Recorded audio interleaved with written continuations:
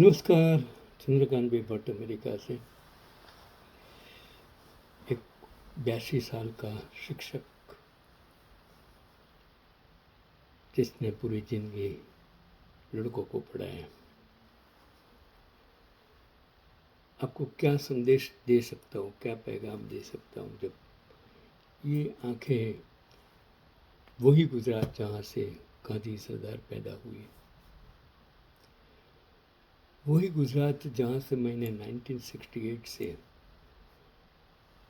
दुनिया भर के जजिस, doctors, industrialist, well-known doctors all over the world now, not only in Gujarat भी मेरे स्टूडेंट्स डॉक्टर हैं, यहाँ भी मेरे स्टूडेंट्स मेरे डॉक्टर हैं।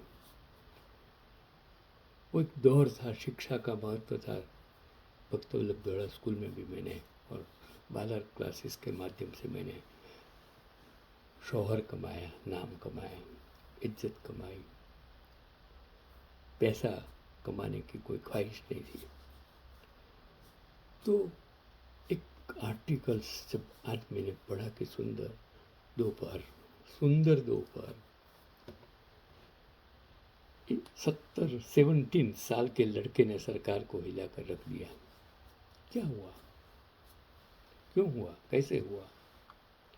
CBSE, central board of secondary education, Bharat सरकार का राष्ट्रीय स्तर का शैक्षिक बोर्ड है, शैक्षणिक बोर्ड है, जिसे 1962 में स्थापित किया गया था और यह पूरे भारत में पाठ्यक्रम निर्धारित करता है।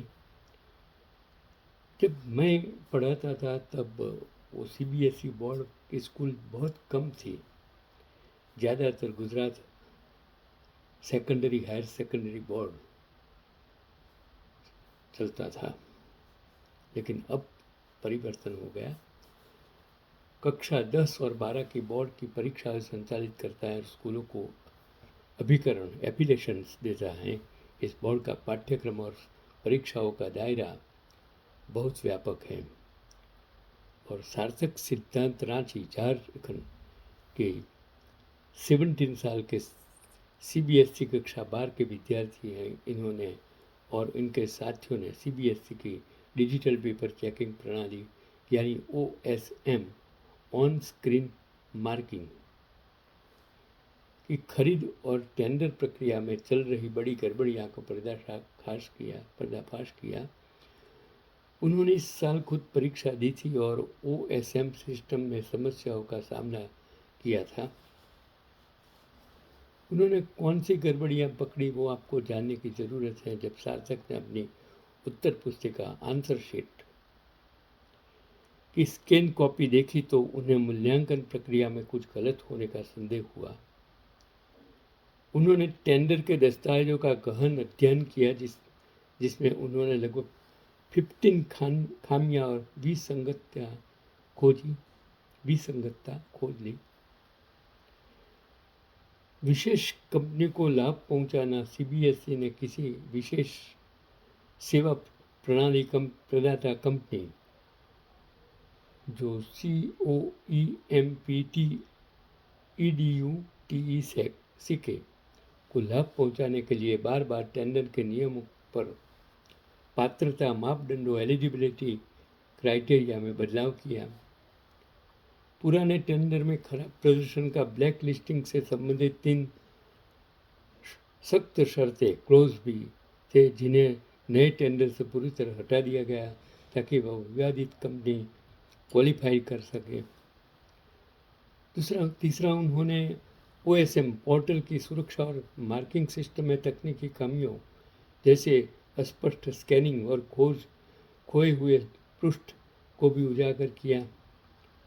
चौथा, यह कंपनी COEMPT पहले 2019 में एक अन्य नाम GLOBRENA के तहत तेलंगाना में विवाद में आ चुकी थी और नाम बदलकर फिर से सीबीएसई का बड़ा कॉन्ट्रैक्ट हासिल कर ली थी और सार्थक सिद्धांत ने यह पूरा शोध रिपोर्ट संसद की शिक्षा स्थायी समिति, parliamentary standing committee on education के समक्ष दिल्ली में प्रस्तुत किया। इस विस्फोटक खुलासे के बाद सरकार को कड़े कदम उठाने पड़े। तत्काल प्रभाव से सीबीएसई के अध्यक्ष राहुल सिंह और सचिव हिमांशु गुप्ता को उनके पदों से हटाया, ट्रांसफर कर दिया गया। सरकार ने इस पूरे टेंडर प्रक्रिया और सेवाएं खरीदने में हुई अनियमितताओं के जांच के लिए क्षमता निर्माण आयोग सीबीसी के अध्यक्ष एस राधा चौहान के नेतृत्व में एक सदस्यीय उच्च स्तरीय जांच समिति का गठन किया और इस समिति को 1 महीने में रिपोर्ट सौंपनी होगी। सीबीएसई ने अपनी तकनीकी कमियों को स्वीकार किया है और विद्यार्थियों के हित में रिवैल्यूएशन और अंक सत्यापन प्रक्रियाओं के पोर्टल को सुधार का पुनः आरंभ किया है। सार्थक की इस साहसिक लड़ाई के कारण देश भर के लाखों विद्यार्थियों की परीक्षा मूल्यांकन पद्धति में पारदर्शिता लाने के लिए एक बड़ा आंदोलन शुरू हुआ है। NEET, national eligibility cum entrance test Bharat में सरकारी और निजी मेडिकल कॉलेजों में MBBS, BDS, dental, AYUSH, AYUSH, Ayurveda, homeopathy आदि और नर्सिंग जैसे अंडरग्रेजुएट पाठ्यक्रमों में प्रवेश पाने के लिए राष्ट्रीय स्तरीय प्रवेश परीक्षा है। यह परीक्षा NTA, नेशनल टेस्टिंग एजेंसी नामक सरकारी संस्था द्वारा प्रतिवर्ष आयोजित की जाती है। यह परीक्षा ऑफलाइन पेन और पेपर OMR शीट पद्धति से ली जाती है। इसमें 11वीं और 12वीं कक्षा के फिजिक्स, केमिस्ट्री और बायोलॉजी विषयों के MCQ पूछे जाते हैं और देश भर में 22 लाख से ज़्यादा छात्रों ने 3 मई 2026 को यह परीक्षा दी थी। लेकिन परीक्षा खत्म होते ही राजस्थान के सीकर और दूसरे राज्यों से खबरें आई कि परीक्षा से पहले ही सोशल मीडिया और उसमें भी वो राजस्थान का एक टीचर ने वो उजागर किया था कि असल पेपर से हुबहू मेल खाते थे और पूरे देश में ज़बरदस्त विरोध प्रदर्शन हुआ और छात्रों और अभिभावकों के भारी दबाव के कारण सरकार को 12 मई 2026 को पूरी नीट UG 2026 परीक्षा रद्द करनी पड़ी। इस वजह से सालों तक कड़ी मेहनत करने वाले मासूम छात्रों को बहुत ज़्यादा मानसिक परेशानी झेलनी पड़ी है। अब यह तय किया गया है कि यह परीक्षा 21 जून फिर से कराई जाएगी। देश की सबसे प्रतिष्ठित मेडिकल परीक्षा का सुरक्षा सिस्टम बार बार क्यों फेल हो जाता है और माफिया लाखों छात्रों के भविष्य के साथ क्यों खिलवाड़ कर रहे हैं, इसकी वजह से सिस्टम पर छात्रों का भरोसा कम हो रहा है और नीट परीक्षा में गड़बड़ी और पेपर लीक की घटनाएं वाकई देश के लाखों परिवारों के छात्रों के लिए बहुत दुखद और चिंताजनक मुद्दा बन गई है और इस गंभीर स्थिति के कारण छात्रों पर जो मानसिक दबाव पड़ रहा है वह बहुत दुखद है। तनाव और डिप्रेशन की वजह से अलग अलग राज्यों में जैसे गोवा, उत्तर प्रदेश, मध्य प्रदेश आदि के कम से कम 4-5 छात्रों ने आत्महत्या की है और इंडिया टुडे की रिपोर्ट के अनुसार साल 2026 में अब तक लगभग 14 छात्रों ने आत्महत्या की है और पिछले कुछ वर्षों से नीट के भारी दबाव, अनिश्चितता के कारण कुल मिलाकर 90 से ज़्यादा छात्रों ने आत्महत्या की है। जबकि कोई व्यक्ति या सिस्टम किसी बड़ी समस्या को नज़रअंदाज करता है या उस पर आंखें मूंद देता है तो इसे प्रतीकात्मक रूप से ऑस्ट्रिच पॉलिसी, शुतुरमुर्ग वाली नीति कहा जाता है। सरकार ने शुरू में पेपर लीक को मानने से या सख्त कार्रवाई करने में देरी की।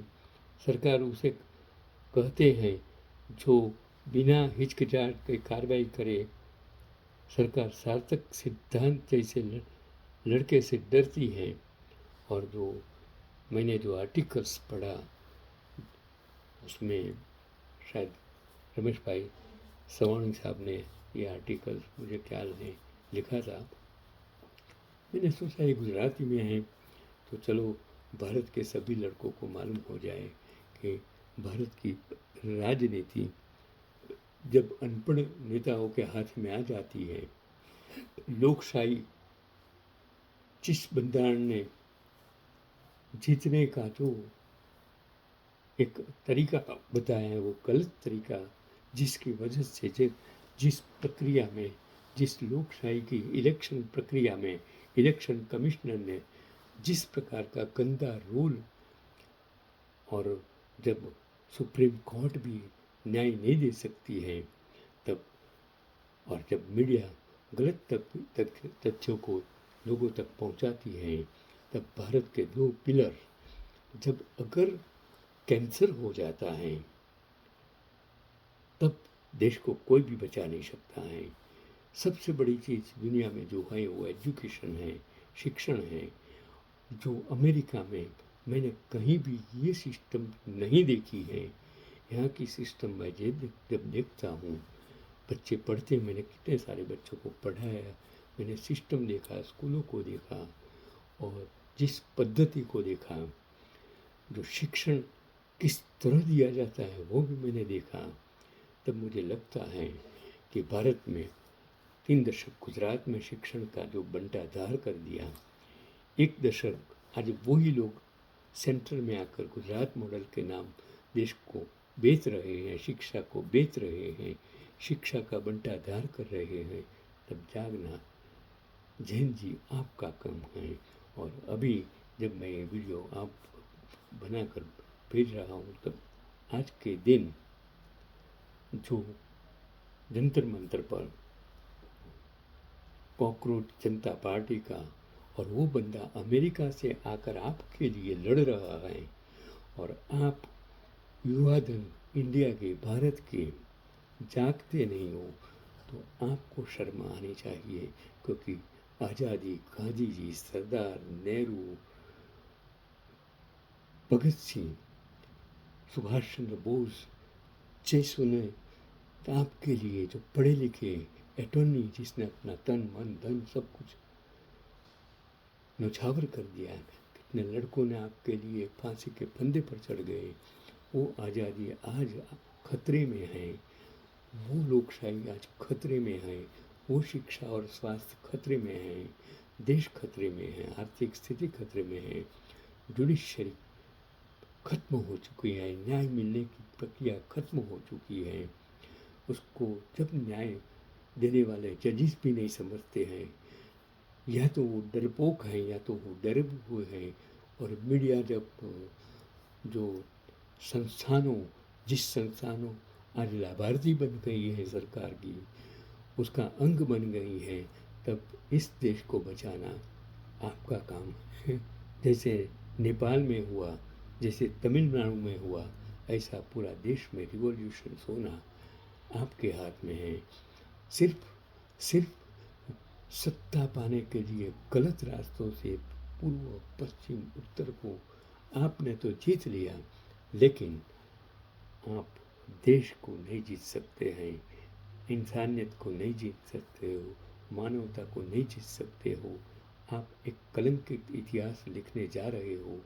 मैं गुजराती होने के, NRI होने के नाते आपको आगाह करता हूँ, क्योंकि मेरे पूर्वजों ने आज़ादी के लिए, मेरा गांव कठलाल, वो महात्मा गांधी ने जहाँ से ऐतिहासिक किसान सत्याग्रह 1918 में किया, वो गुजरात, वो स्कूल, वो रूम जहाँ मेरे दादा ने बनाया था, यहाँ से मैं आया हूँ, पैदा हुआ हूँ। इसे मुझे दर्द होता है, क्योंकि मैं हिंदुस्तानी हूँ, हिंदुस्तान में बना। आज का पैगाम, जागो, देश बचाओ, यही आज का पैगाम।